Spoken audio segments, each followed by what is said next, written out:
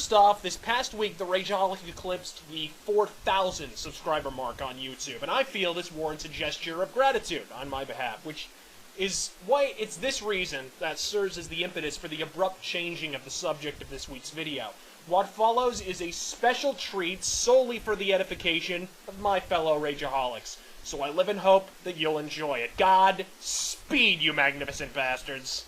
The talking, hopefully soon-to-be severed heads of the industry will contend that 2011 was a prodigious achievement for the gaming medium, and given only a cursory glance, that assertion doesn't seem wholly devoid of merit. Gamers in 2011 witnessed the release of some great titles: L.A. Noire, Deus Ex Human Revolution, The Witcher 2. However, once you pause and process the fact this is the same inane platitude they dispensed at the conclusion of 2008's protracted digital ass-fucking, you'll likely find yourself in the same frame of mind as myself. Suffice to say, there's been some shit games, and I feel the year's worst offenders represent all the industry should move to remedy in the years to come. So without further elucidation, let's light them up and knock them the fuck down. This is the top 5 worst games of 2011.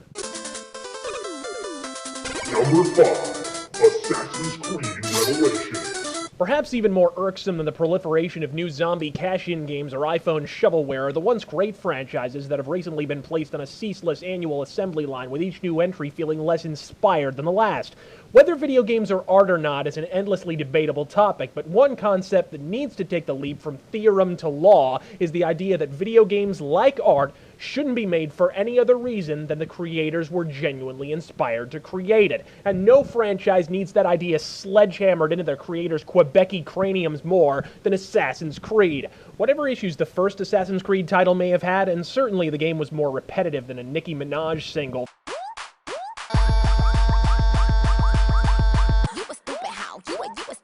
the fact remains that playing Assassin's Creed 1 and then abruptly swapping it out for Brotherhood or Revelations, it's immediately clear if this franchise were whored out anymore, her last name would be Gingrich. As half-finished as Brotherhood is, Revelations fails to even justify its $60 price tag. With a single-player campaign that you can, without exaggeration, complete in all of 3 hours, and an object that only faintly resembles a story that repeatedly includes Altair for the express purpose of alluding to a time when playing this series didn't amount to ingesting an undercooked penis casserole, Assassin's Creed Revelations is not just bad in light of its pedigree, it's an objectively horrendous game that sidetracks itself with slipshod RTS elements and yawn-inducing tower defense in a game that really only ever needed more inventive assassination scenarios and a more engaging story to ever find an audience. If there's even one human being at Ubisoft Montreal in possession of an even marginally functional thinking cap, I fucking implore you, melt down all these bells and whistles, forge a pistol out of them, and put a fucking bullet through Ezio's head.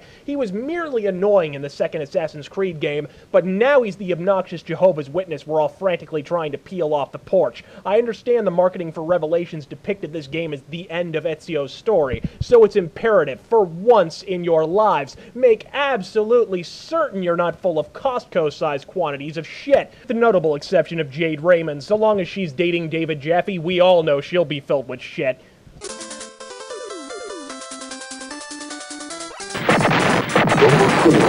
Marvel vs. Capcom 3. Even if you're a fanboy, and I think after a cursory glance at the video comments for my now infamous MVC3 review, it's safe to say there's more than a few, you have to acknowledge that at a bare minimum, Marvel vs. Capcom 3 wasn't a finished game. How do we know this? Because 8.5 months later, we got Ultimate Marvel Capcom 3. If it had been a child, it would have been born without a fucking face. I've taken shits with a longer development time and a larger character roster.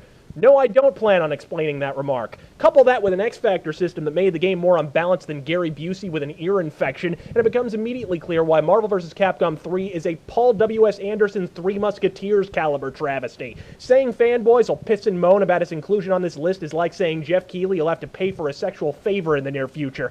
Fucking duh! So long as Capcom continues to haphazardly toss obscure assholes into these games, they could have gameplay that consisted entirely of pressing the A button in front of a blank screen, and there'll still be some 500-pound Nihongo file in a painted-on polo shirt with bigger tits than Christina Hendricks willing to wheel his government-subsidized hover round to the front line of its defense. That doesn't mean it's good, assholes. The Nazis had shitloads of fanboys called the Hitler Youth. I believe today it's called, 4chan. But this is just the latest link in the chain that Capcom's elected to strap onto a great big boulder called the shareholders, with the other end securely fastened to their shrill, ingratiating fanboys' micrococks. Now, while the short-term result is that a 2-inch wonder gains an additional centimeter or two, that romance is destined to end in heartbreak, and it's fixing to take the entire Shoryuken.com community with it. I can't shrug my shoulders indifferently enough. Good fucking riddance. Next! Number 3. Red Faction Armageddon. With Red Faction Guerrilla, Volition Studios strapped some electrodes to a dead franchise's nipples and at least got a pulse. Cue a smattering of tepid golf claps, but Red Faction Armageddon completed the Frankenstein analogy by drawing the ire of villagers with pitchforks and torches. Open world? Get the fuck out of here. Bring on 31 flavors of dark brown cave. Linear? No. Maypoles are fucking linear. This game is flatter than Selma Blair's chest and so suffocatingly narrow it gives earthworms claustrophobic panic attacks. Demolition puzzles? Fuck that noise. What this game needs is linear third-person shooting without a cover system. Enemy variety? What the fuck is that? Give me 3 different species of spider. And by species, I mean small, medium, and large. Well, listen, asshole, if irregular size dictates what species you hail from, then what fucking phylum does the Game Over Eater belong to? Bulbus Maximus Bullshittius? This game sold like bottled farts and still did about twice as well as it had any right to. Moreover, Red Faction Armageddon presents an ethical dilemma for me, because now when I'm asked what's the worst piece of shit ever deposited in the figurative toilet bowl that is the modern sci-fi channel, I can no longer reflexively respond with the word sharktopus. Surprisingly, however, 2011's bowels had not yet been completely evacuated.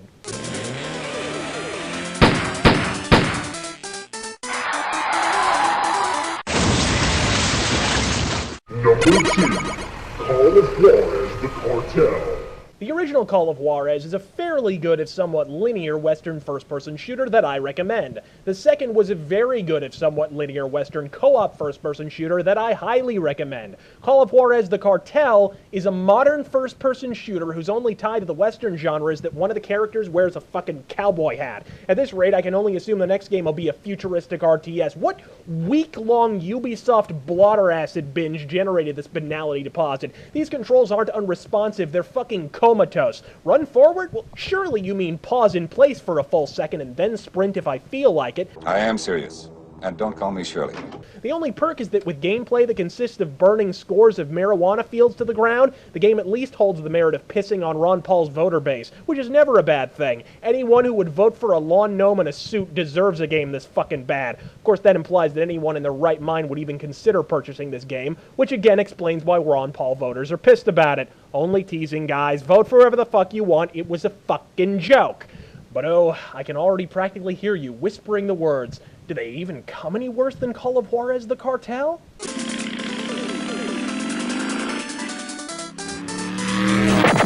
Number 1. Dragon Age 2. Dragon Age 2 isn't just the worst BioWare video game, it's one of the worst RPGs ever made, and mind you, this is in the same world where Final Fantasy X-2 exists. With a gimmicky framed narrative that got old faster than a fruit fly with progeria, grade school flash cartoons that make Spoonie's new intro look like Fantasia, a female cast with tits hard enough to deflect rifle fire, and a party comprised not of characters, but of sentient cliches with accents, it's not hard to see why this made most major gaming websites' worst of 2011 lists. What is surprising is that these same websites gave the game 9 or even perfect 10 out of 10 scores upon release, which certainly had absolutely nothing at all to do with the Dragon Age 2 ads that ran as pre-rolls before every video on GameFailers.com for nearly a full month. Perhaps even worse, it polarized a once gregarious, creatively outgoing community on the BioWare forums, an activity that almost seemed endorsed by lead designer Mike Laidlaw, who when asked point-blank by BioWare fans why the game was a failure, replied obliviously, "Really?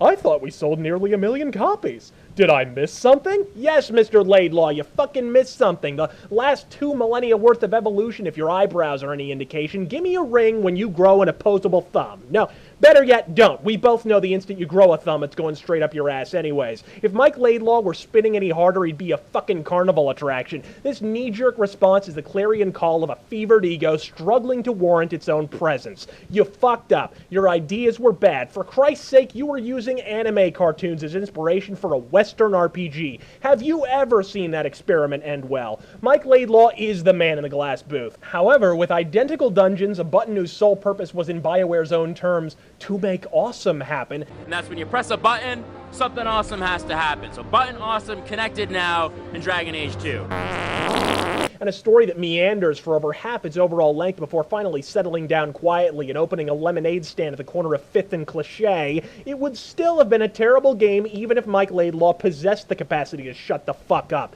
And for that reason, it stands head and hair antlers above the competition, effortlessly seizing the crown of worst game of 2011 and recent memory. Can the industry be pulled back from the brink of self-destruction? You fill in the fucking blanks. I'll sit back, light 'em up, and watch the motherfucking fireworks. I'm RazörFist God fucking Speed.